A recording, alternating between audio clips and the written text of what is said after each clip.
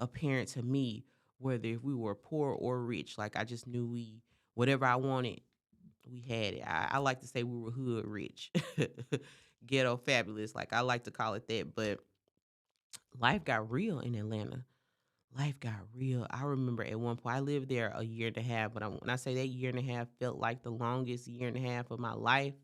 Um, I experienced struggle for the first time, and I'm about how old am I when I moved to Atlanta? I'm probably like 23 at the time. Still very young. I'm a single parent out in this big city on my own. At the time, I was pursuing my music career. I forgot to put that in there.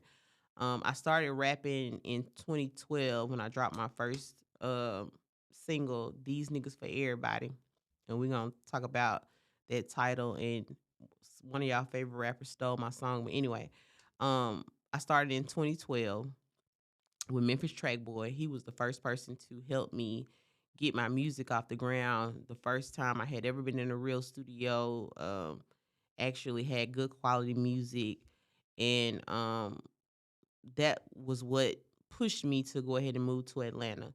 So while I'm in Atlanta, I'm kind of just figuring this thing out on my own. I'm working at Outback.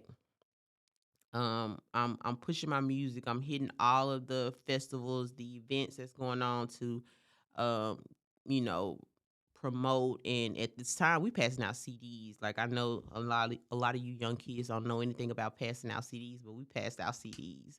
I'm hitting different clubs, networking. I met a few um really good people when I moved to Atlanta.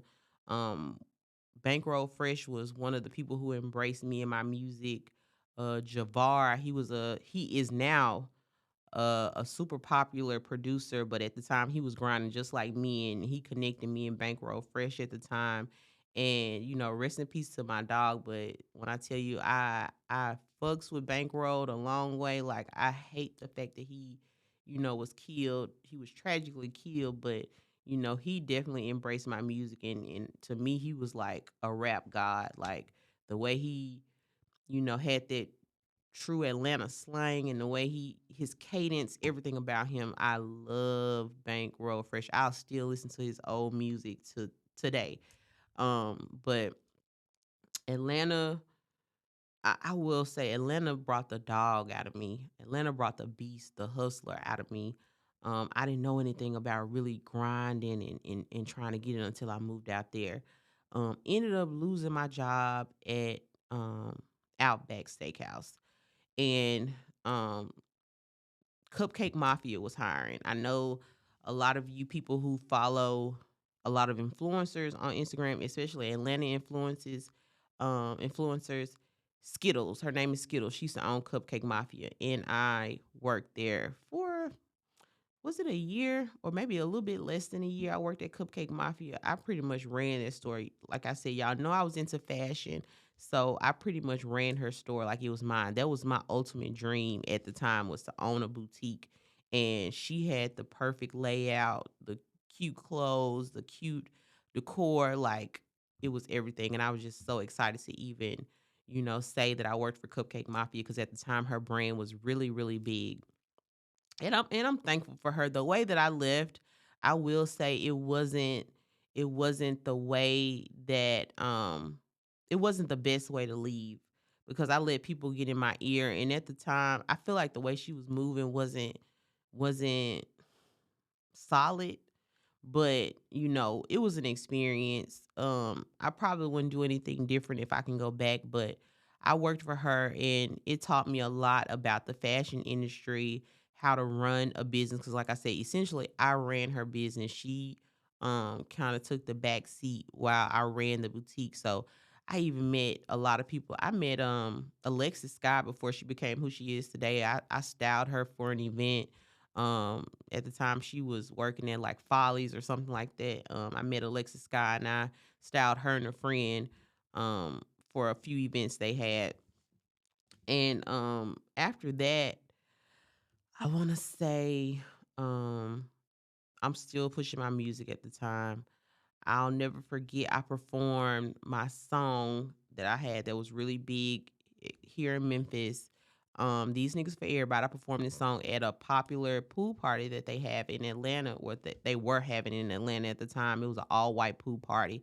All of the who's were there. Everybody knew about it. The whole town came out, and I performed my song. And at the time, I was hanging out with Chameleon too. A lot of you guys may know her from Love and Hip Hop. She is in a few movies, and I think she had a show on Stars, or some series on Stars or something like that. And I think she's about to come out with something new.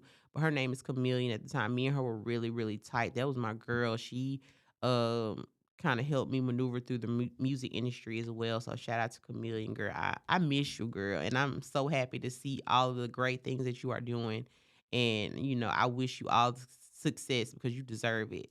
Um, but I performed at his party, and this same guy whose party I performed at was the manager for Cash Doll. So I performed my song at his pool party, and probably a few years after that, I found out he was her manager, and she comes out with a song called The Same Exact Thing. Comes out with a song called The Same Exact Thing. The way my video was set up, she kind of had the same concept and all of that. But I'm gonna put a pause on that. We'll talk about that. We'll talk about that a little bit later. But after I worked at Cupcake Mafia, I had a cousin who moved to Atlanta to open up her second location. She has a really popular, I'm not gonna say her name or anything like that, because I don't need no problems. But she has a popular hair store and salon here in Memphis. And she opened up her second location in Atlanta. And she was trying to, get her name hot and popping in Atlanta as well. So I helped her with that. I was her cashier, or whatever you want to call it, helping her sell the hair and um getting that out there. So, while I was working for her, things really, really started to get tough. Things got really, really, really, really tough. At the time, I had wrecked. I was driving a 745 BMW. I wrecked my 745 going down. What street was it called? Was it Old National? It's a street in Atlanta. It might be Memorial Drive or something like that. I don't know what the street is called, but y'all, it had a light, a intersection so weird to where you can't tell if you need to stop, go, or slow down. And I just remember driving through the light and being T-boned by another car, totaled out my 745 BMW, and life just went downhill hill from there. And I'm in when I think about it now, I'm kinda thankful that I wrecked that car because gas was so high. I was driving from Riverdale to Buckhead to go to work every day, from Riverdale to Cupcake Mafia store. Her store was in Buckhead. So it was taking like 30 minutes every day to get to work. And it may be a little bit more with traffic. Everybody know Atlanta traffic crazy. So I was like, I'm not too mad about it. So when they cut the check, I ended up getting a little Murano or something like that. I don't know, some little truck. But I was kind of glad I wrecked that BMW because the gas was kicking my ass. Do you hear me? That gas was high. Okay. It's not as high as it is now, but it was high enough for me. I wasn't making that much, probably minimum wage. But yeah, life started kicking my ass from there. So when I wrecked my 745, I was in the process of moving out of my apartment to where I am, and I was supposed to upgrade, and I was going to move to Brentwood. I think that's what the area is called. It's not Buckhead, but it's a little bit out, like right outside of Buckhead. I think it's called Brentwood. So I was looking at apartments in Brentwood, and I was going to move over there. So right when I bought that Murano, after wrecking my 745, I bought my Murano from Jarvis, this guy in Memphis. Jarvis, I'm gonna kick your ass for selling me that bullshit car. But my Murano ended up breaking down on me, y'all. I took it to a mechanic that I found on a main street in Riverdale where I lived, and he told me I needed a new motor. Imagine it. You about to move out your apartment. You need a new motor, and you have wrecked your nice car you had, and you make minimum wage in Atlanta. I can't make this up. I can't make this up. But I ended up needing a new motor. It was, I think he told me it was gonna be like 2,800. I ended up taking the money that I made from working for my cousin to get a new motor, but I wasn't gonna be able to move into my new apartment because the money that I needed to, do the first and last month rent and all of that, I needed that to buy the new motor. So I asked my cousin, could I move in with her? Biggest mistake of my life. Biggest mistake of my life. Now, mind you, she had a friend or a someone who worked at her salon in Memphis that was living with her as well. So we're all, in her condo that she had in Buckhead, all trying to grind it out in the A. So while I was with her, y'all, that lady treated me like shit. Do you hear me?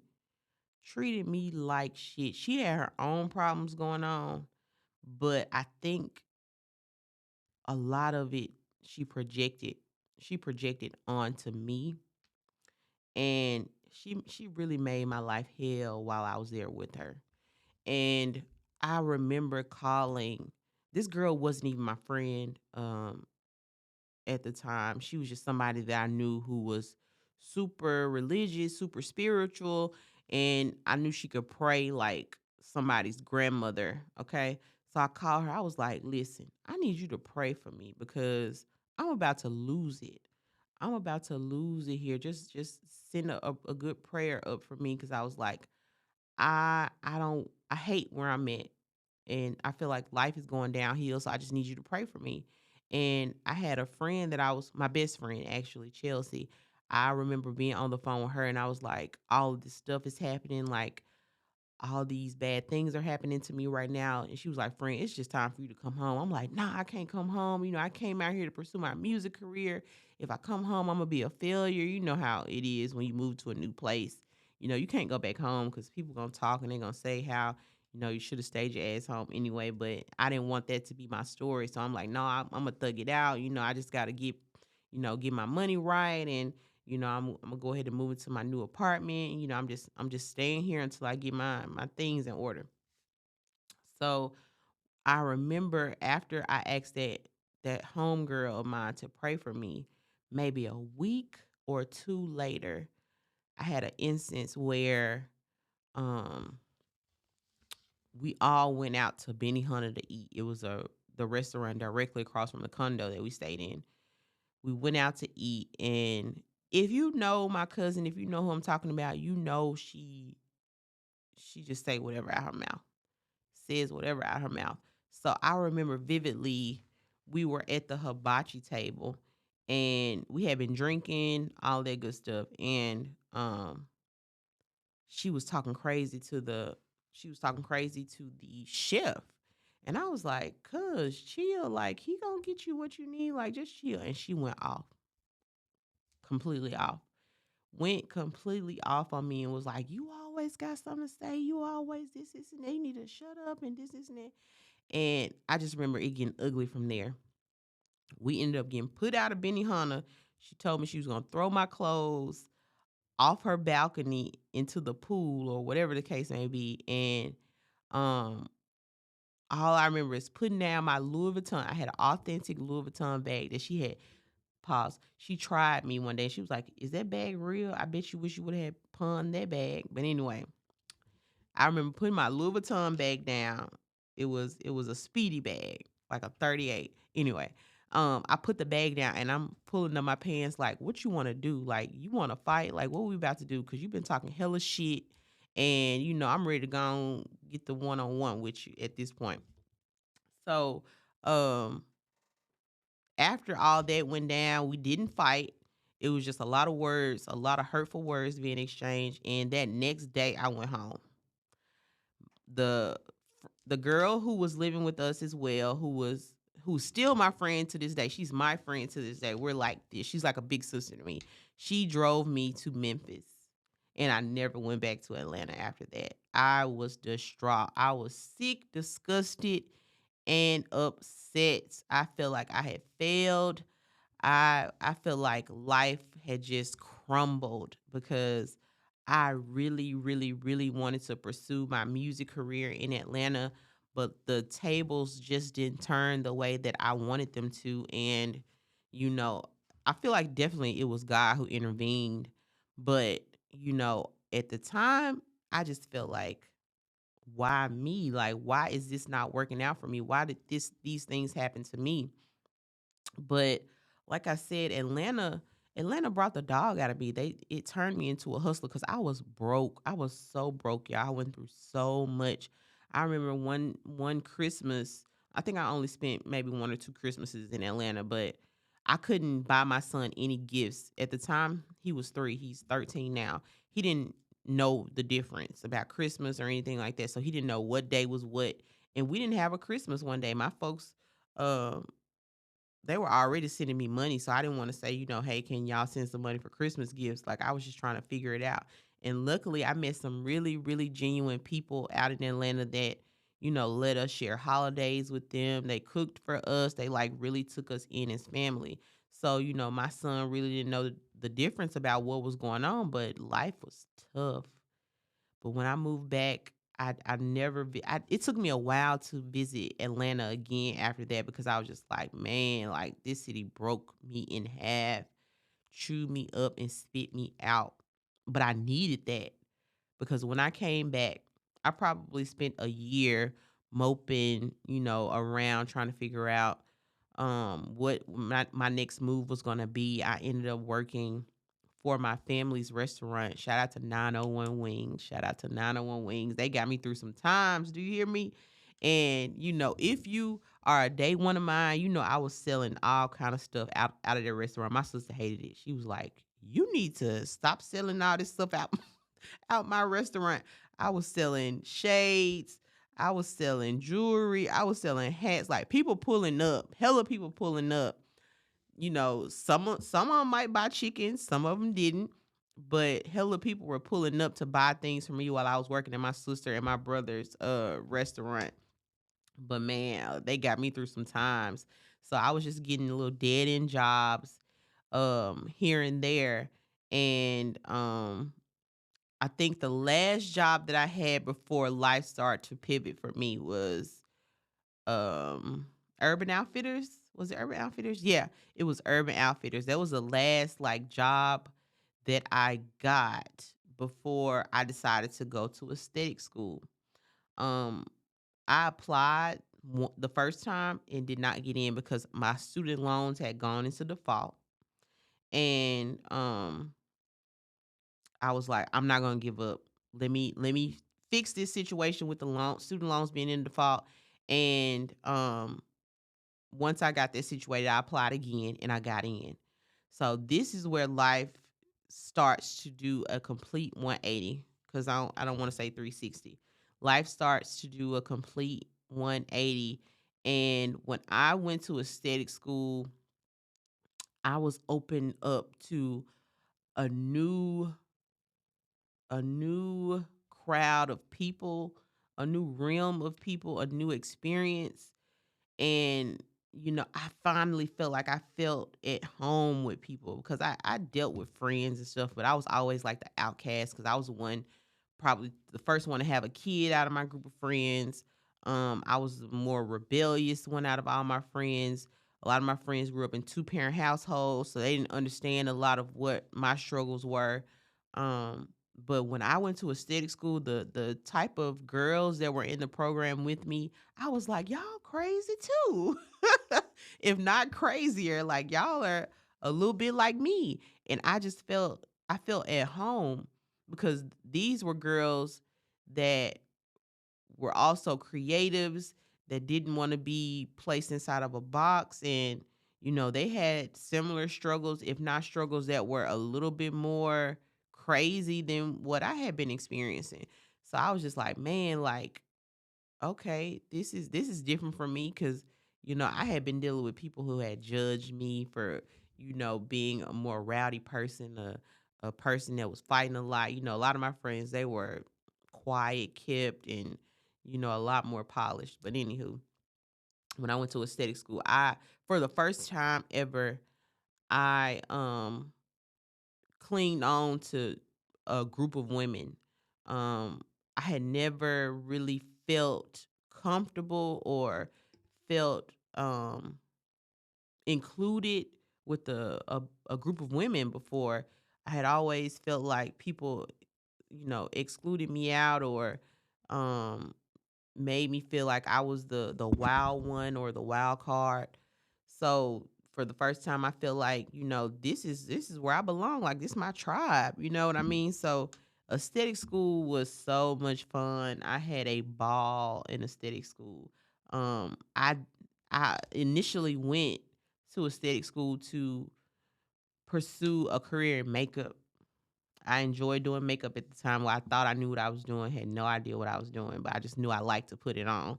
So when I got there, I realized that it was so much more than makeup. We learned facials, we learned waxing, we learned lashes. It was just a eye opening experience to a whole nother world that I had not expected to experience. So I loved aesthetic school. I still keep up with some of the girls that I went to aesthetic school with, and I kind of experienced like a spiritual um awakening while I was in aesthetic school because I felt I was in the I was in a weird space about religion at the time. I was in a weird space about people. It was just like I wanted I wanted to be different once I went to aesthetic school. I didn't want to be that same angry, misguided young girl anymore once I went to aesthetic school. I'm like, okay, this is it. This is what I want to do. This is what I want my career to be. And at that time, I was still trying to do music, a little bit of music, but I knew music was not what was going to take care of me and my family. So I kind of put music. I think I may have shot my last video and recorded my last song in 2017 in the midst of me being in an aesthetic school. And my classmates supported me, man. I remember one of my homegirls, Lauren, she had just had a baby in aesthetic school, and she and her baby were outside with me on the Memphis Bridge filming my video. Like she was ride or die for that. Thank you, Lauren. But I shot my last video while I was in aesthetic school, and I was kind of like, music. Even though I want to do this so bad, I love doing this, and I'm pretty good at it. This is not what's gonna take care of my family. So essentially I kind of just drifted away from music and focused more so on my aesthetic career. I loved everything that we were learning, and I just knew once I graduated, I was going to hit the ground running. I knew that. I knew that this was something that I was good at, that I enjoy doing. For the first time, I felt like this was something that I was good at, and I knew that it was going to take me to the next level. Um, so as soon as I graduated, I went and found a small lash bar that was in Whitehaven, owned by Miss Ellen. She's one of my clients today. She allowed me to work in her lash bar. And at the time, they were only doing lashes, I think waxing eyebrows, and a little bit of makeup. So she allowed me to work there. She was actually excited that I had actually went to aesthetic school. So she was like, "Oh yeah, you have some experience. You can come in and do your thing or whatever." And I was promoting. I was doing what I had to do. I had a few friends come and support me, and I was really making my way in the aesthetics industry. And I could thank Miss Ellen because she helped me get my start. She helped me get my push in the aesthetics field. And people started to gravitate towards me while I was doing that. I had repeat clients. People saw what I was doing on the internet because social media, it was a thing, but it wasn't a big thing the way it is now with all of the reels and influencers and all that. all of that didn't exist back in 2017, 2018. So, I was making my way, like promoting as hard as I could, getting the word out there. People were coming to visit me. I was doing makeup. I was just doing what I needed to do to make the ends meet. I'm still working at Urban Outfitters at the time. So, and I think I was still working at 901 Wings. So I'm doing all of this stuff, like making it happen while I'm being back home, because I was refusing to be broke again. Like when I moved to Atlanta and I was dead broke, couldn't buy my son a Happy Meal, couldn't um, celebrate Christmas. I was like, I'm never going back to that ever again. So I'm hustling, busting my ass, doing what I need to do to make sure that I could take care of me and my son. So shortly after working at the Lash Bar that Miss Ellen owned, I ended up getting hired at European Wax. That was one of the it things to do once you graduated aesthetic school, because they were known for waxing. European Wax helped me to get my start in my waxing career. Um, they trained me to do what I needed to do so I could become a top waxer. I ended up getting let go from European Wax, and shortly after that, I moved into a suite where my sister had opened Nove Boutique and Beauty Bar. So I had my own suite in the back after that. And I think in between the time from working at European Wax and my sister's salon, my friend Tia let me work in her other suite that she had inside her building for a little while. And, it didn't last very long, because most of the time when you are in a salon setting, it's very more so a lot more chill and relaxed versus how quiet and serene a spa is supposed to be. And at the time, I was really into facials and lashes. So I was looking for something that was a little bit more chill. And I'm appreciative for her letting me work there, but I just knew I couldn't stay there very long. But I was just doing what I had to do until my sister got her salon ready. And I'm thankful that Tia let me, come in and do my thing. So once my sister got her salon started, I kind of just really kind of got on my feet, kind of got my feet wet in the aesthetics industry, and I was on my own. And at this time, I forgot to mention that I was working at Ulta. I'm working at Ulta part time and doing my own thing the other part time. So imagine it being a lot. It was a lot, and um I was kind of just trying to figure out what I need to do to get to the next level. Like I'm doing well at what I do, but okay, what do we need to do now to get to the next level? So at this time I'm promoting, I'm giving out free services just so people can come and check me out. Like I'm doing whatever I needed to do to get my name popping. And after about my fourth year of being an esthetician, that's when things took off for me. I probably made close to 80K one year after all those years of grinding it out. And I felt like, this is it. I've reached my peak. My goal was to make $100,000 that one year, but I reached probably about 80. But I was excited about that because I was finally making, enough money to not only just survive but to thrive. I went and bought a new car for the first time. I was, traveling, taking care of my son, do what I needed to do. So I was good. I was good. I won't even complain about it. I was living a life. So after about that fourth year, I decided that I wanted to start my own. Well, I already had my own business, but I wanted my own building.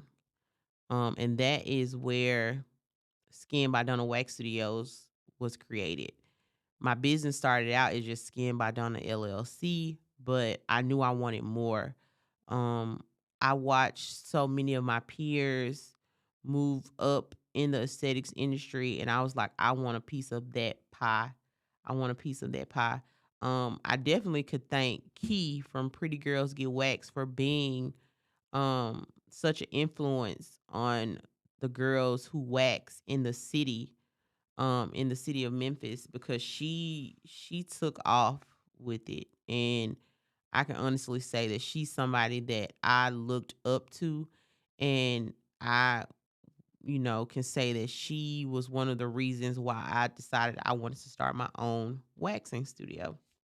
But y'all, I had to take a mini break. But I'm back. Took a few shots of tequila. Let me just stop and talk about this tequila, y'all. Shadow Tequila. Shout out to Shadow Tequila. This stuff is good. Y'all need to go support them. They are Memphis natives. And it's fine. But to wrap up my story, I pretty much just wanted to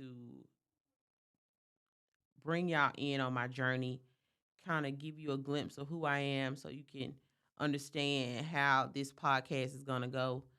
You can understand how, I am as a person, and who you're listening to. But to wrap it up, I was just talking about how I discovered that I wanted to open up my own wax studio after doing all the research I need to do, and, you know, um, manifesting the things that I wanted. And that created Skin by Donna Wax Studios. And it's been a hell of a year, almost 2 years. It's been a hell of a ride. I have employees. I do not own a suite. I have employees. So imagine, a person with my background, my history, and my personality managing grown people. That's a whole nother episode, y'all. But I'm thankful for my journey.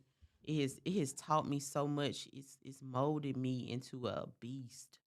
When I tell you it's molded me into a beast, like I'm wiser, I'm mentally stronger, I'm more intelligent than I was before. And that's what life's about. Life is about growth. Life is about learning. Life is about, taking the lessons in life and using them to move ahead and to get ahead. So I'm not upset about the things that have happened in my journey. I'm not upset about the things that people have done to me throughout my journey.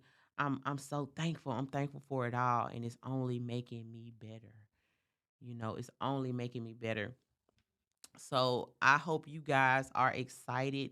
I hope you guys are ready, because this podcast is not only going to be informational, it's going to be fun, it's going to be entertaining, and we're just going to have a good time. We're going to have a good time. You're going to learn some things, and you're going to come through this journey with me. I'm taking you guys along with me throughout this journey, because not too long ago, God told me it was my place to speak to the masses. He let me know that I'm someone that's supposed to share my story with the masses. So I'm trying to be obedient and, put myself in position to where I can share the things that I've learned throughout my life. And maybe it can help somebody. Maybe, it could give somebody the strength to keep going, give somebody the motivation to keep going, because that's all I want to do. I want to help somebody get ahead. I feel like that's what my life's purpose is, to help, to motivate, to keep people going. I love that. I love doing that. That's why I got in the service industry, because I love, you know, making people feel great about themselves. I love motivating people. I love helping people. So this is a little bit of what this podcast is about, and a little bit of why I'm starting this podcast. The Sisterpreneur.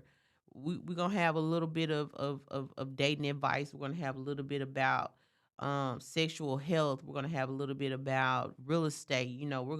We're gonna touch so many different avenues. So I hope you guys are ready and excited about this new journey that I'm embarking on. I'm gonna have plenty of guests, some of your favorites. Some of them are gonna be people you do not know, but people that you need to know.